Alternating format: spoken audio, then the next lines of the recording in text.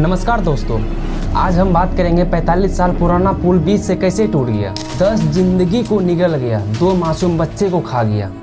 2 truck, 2 car, 1 rickshaw सभी नदी के गहराइयों में समा गया। लेकिन हर कोई एक दूसरे का मुंह देख रहा है। कोई बताने को तैयार नहीं कि इन 10 लोगों का जिम्मेदार आखिर कौन होगा। हमने पहले भी कहा था, इस देश में आदमी को मर मर के बताना पड़ता है।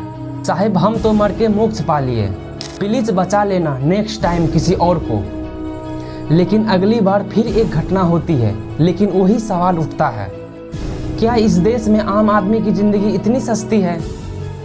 अगर सस्ती ना होती, अप्रैल 2025 में एक गुजराती पत्रकार चीख चीख के बताया था, इस ब्रिज में दरार है और यह कभी भी टूट सकता है।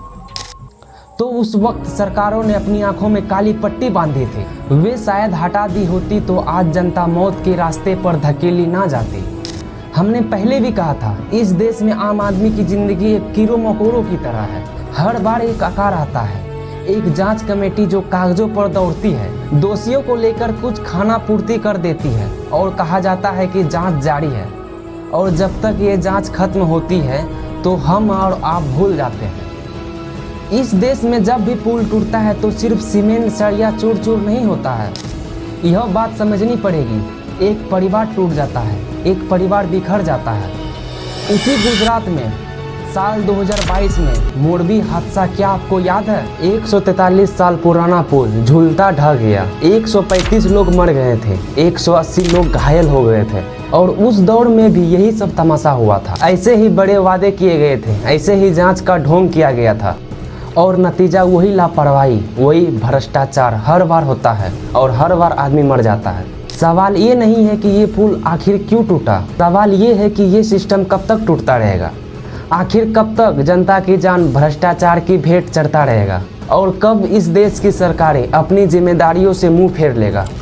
याद रखिए, जो एक बार हो उसे हादसा कहते हैं और जो बार बार हो उसे अपराध कहते हैं। और यह अपराध हुआ है, चाहे यह मोखी ब्रिज पर हुआ था, चाहे वह गंभीर ब्रिज पर। हर बार एक सिस्टम आता है, पहले निर्माण होता है, फिर घोटाला होता है और फिर दिखावे की मरम्मत की जाती है और फिर कोई मर जाता है। सरकार पर दबाव बनता है, सरकार जांच की नाटक करती है और थोड़ी दिन में सब भूल जाती है।